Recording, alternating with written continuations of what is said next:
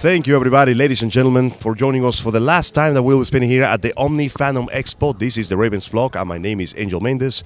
A pleasure to have you join us one more time for the last few interviews of the day. Now, I find myself quite lucky and privileged to stand right next to a man of a million voices, a talent that has been around in the industry literally longer than I have been alive. Let us give a nice warm welcome to Mr. Paul St. Peter. How are you doing today, Paul? Pretty good, Angelito. How you doing, man? Feeling pretty good. How you doing? Alive and kicking somehow still.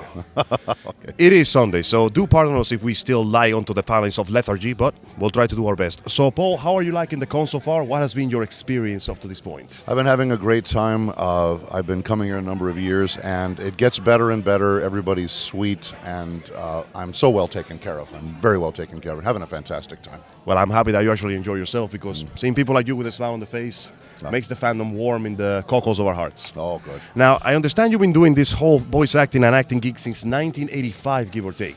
It was my first series in 1985, and that was Robotech. Robotech, of all things. It goes way, way back, and since then I'm still working with many of the same people I met back then, and it's just blossomed into other animes, games, industrials, commercials, even on-camera stuff.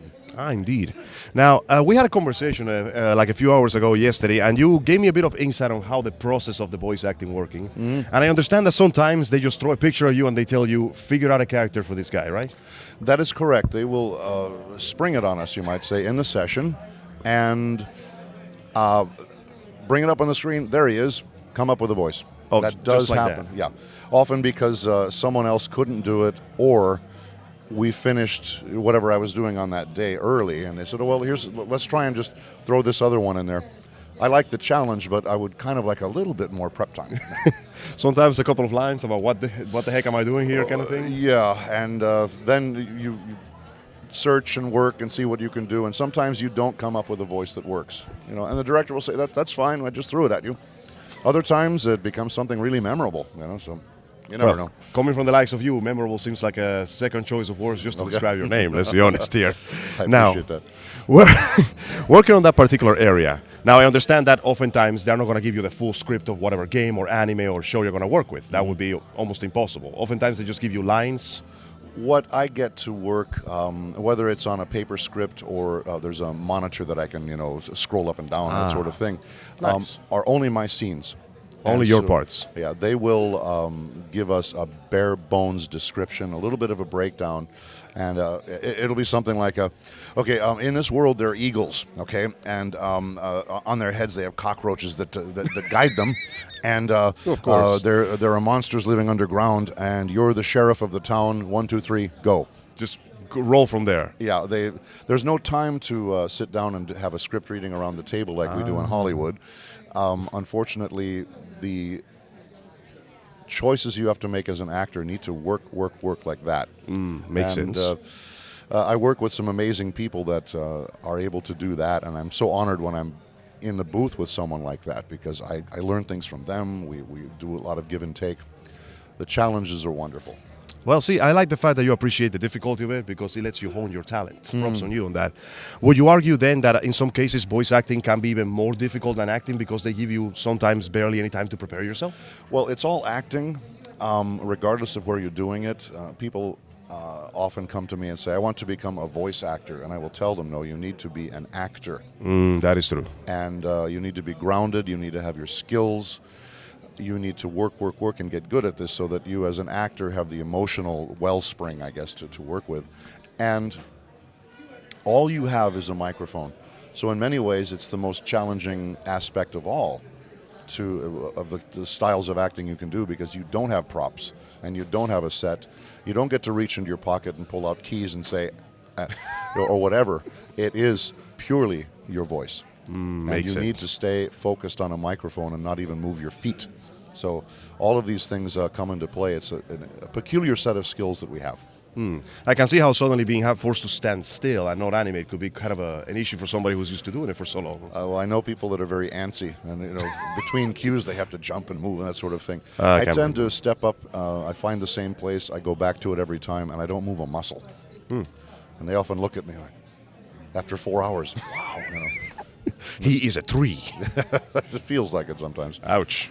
Now, I understand this might be a bit of a difficult question, considering the sheer length of your resume. Seriously, I could pull that thing out and I would be reading until the Dead Sea Scrolls come around. So I've read those, by the way. No, I'm kidding. Don't say that. I'm going to start looking for the Evangelion list now. I'm going to figure out what your name is. IMDb, Dead Sea Scrolls. He was that soldier that died by flamethrower. That's right. So, I'm not going to ask you for what specific character because we will be here all day. What type of character do you feel like you enjoy portraying the most when you get in front of that recording booth? Which one comes easier to you than all the others? I have to say anything dark. When I'm doing a character like Kurama, the voice lends itself to, I would say, it wouldn't be wrong to say a sinister aspect. And anyone who knows Naruto very well will tell you that maybe you could call Kurama a bad guy, certainly a very destructive guy. You don't want to be on his wrong side. Fairly antagonistic. Yeah. And same with Xemnas. There's a chilly kind of menace to that character that is much more enjoyable. You know, I do love playing heroes. Leomon was one of my favorites. That is true. And, sad little guys like Wormmon, But I still can't believe you managed to do Wormmon of all things. Yeah. Everybody who comes by my table to look at my pictures will see Wormmon, and then they will see Kurama, and they refuse to believe it's the same guy. Well, in their humble defense, every time that we see your voice in any casting choice, we go, okay, we need a deep, dark, dramatic, cold, delicious ham kind of fellow. Little known fact for those of you, he also played one of his earliest anime works was the black cowboy in Cowboy Bebop that used to announce the bounties. What was his name? Punch. Punch. It was the Punch and Judy show for the. The show was called Big Shot for the Bounty Hunters, but we were Punch and Judy, and that's a comedy team that goes back hundreds of years to actual puppets.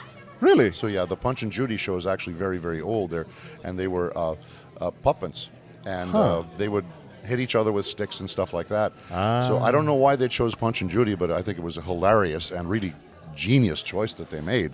It was genuinely fantastic because you spend the whole show playing the stereotypical cowboy person and you actually get to use your normal voice once at the end of the episode where Punch is taking care of his mom at the end of the series. I picked her up at the airport and I was going to do the same voice. I said, no, you're not the actor now. You're just picking her up. And I said, okay, Mom, let's go this way. And that was when it actually clicked wait a minute. Yeah. That was actually me. My favorite part of that whole scenario was that Faye was standing by a railing when I walked by with my mother, and she looks and says, "There's something about that guy." She didn't recognize that I was Punch, but that was familiar, The best part is just how well that you portray the character, that you switch immediately from, announcing car salesman gang to just, I just want to take care of my mom. Simple as that. That is a beautiful switch on your side right there. I'm a guy going there, and I got to be quiet and gentle, and one of the very rare occasions where I got to use my own voice. That is true. That was him. No acting, just good old, just 100% Paul St. Peter. Yes, it's a kick for me because I go to conventions and I do panels, and for instance, my voice maker panel or my villains panel, and I will get up and say, "My name is Paul St. Peter. This is my real voice." I almost never ever get to use it. They always ask you, "Oh, monsters or foolish characters," or "He does all the dialects. Bring him in for the dialects." Just plain old Paul St. Peter. A lot of people have never heard it. So when I introduce myself at a panel, they're all hearing me for the very first time. Well, it makes us happy that you actually take the chance to express yourself as your actual self here. We appreciate that on site. I appreciate that you're saying that because it's fun for me, and I get to watch people react to going, "So you don't sound like Xemnas all the time? Is that true? You don't walk around the house talking like this anymore?" "No, buckaroo, I don't." It's just my own voice like that, but people have never heard me. Well, I'll be. I rarely even get called out. I'll get an audition from my agent for a commercial, and they're usually asking me for something monstery or something bizarre or a dialect. So it's extremely rare that I get to walk into a session and just sound like me. Just, what do you do? Just do you. Impossible kind of thing, right? Yeah, I mean, I knew an actor one time. He was always, on, if you know what that means. He always seems to be in character. He's always doing comedy bits. And a director asked him one time, he said, "Do you just have a regular voice?"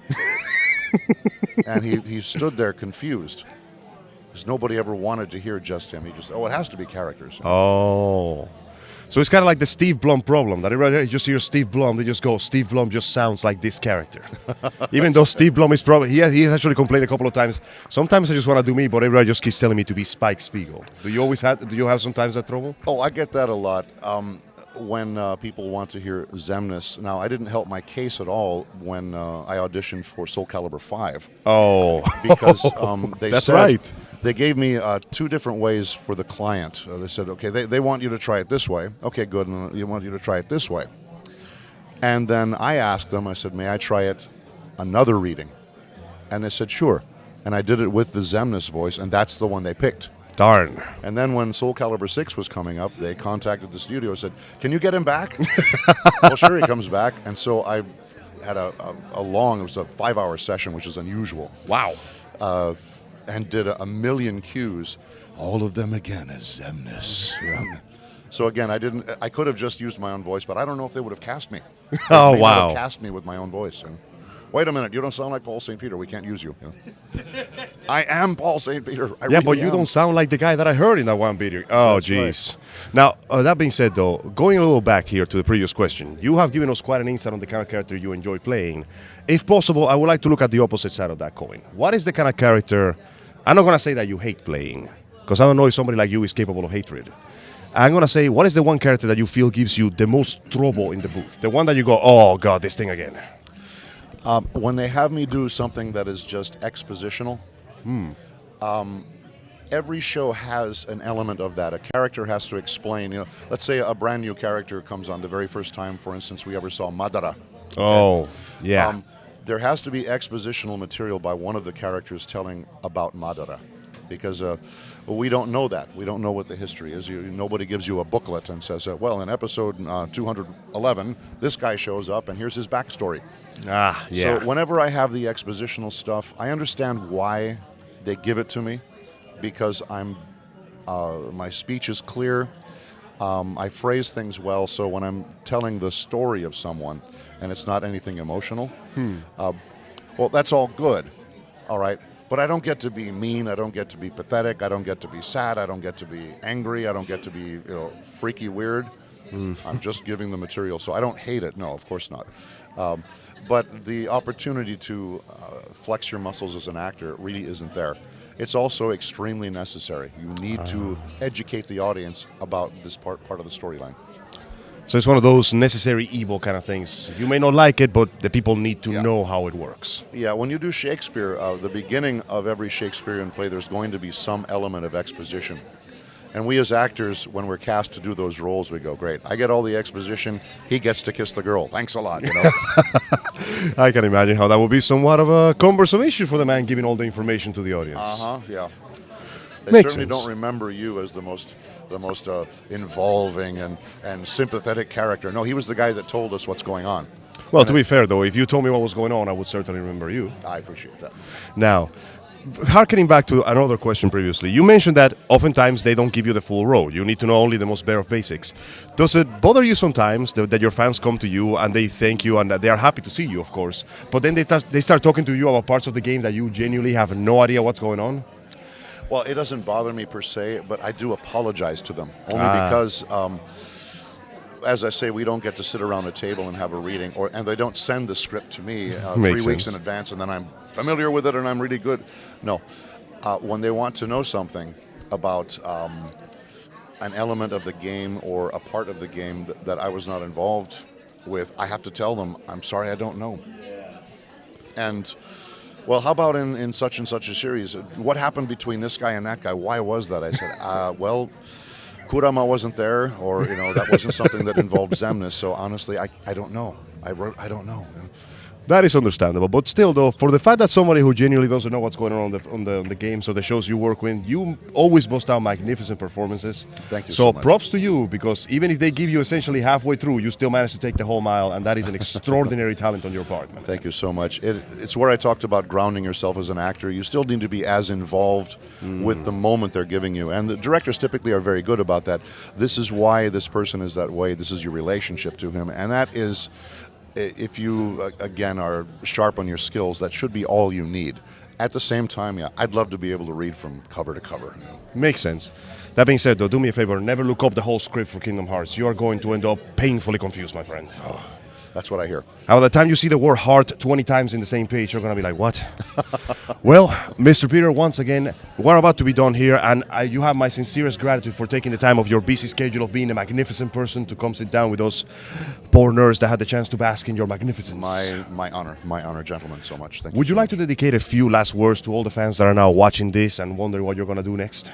I really can't talk about what I'm going to do next because of the non-disclosure agreements. Understandable. But I can say a little bit about a few shows. There will be more Miraculous Ladybug coming. Nice. So Master Fu will be back and help you out with the Miraculous. Wait, you were Master Fu? I am. See the surprise? No, seriously, I didn't know. I'm Master Fu, yes. Well, nice job. You fooled me. Very good. That happens a lot. And once again, they hear Kurama and they refuse to believe that I could be Master Fu. It's hard to connect the characters. Nope. It's difficult. Angry Nine-Tailed Demon Fox. Nice on Asumi Nation old man in a shop somewhere in France. Yes. Same person. Here's how it works. Same guy. Well, thank you very much, Paul. Your presence has once again been a grace to us, and it is a pleasure. We hope that we can see you again in future cons, and that as long as you're around, you can keep bringing the wonderful talent that is all of you to the voice acting industry. Gracias, amigo mío. Thank you so much. De nada, señor. Everybody, this has been Paul St. Peter granting his beauty and his talent to the Ravens flock. Thank you kindly, and we'll see you for the next one. Next time.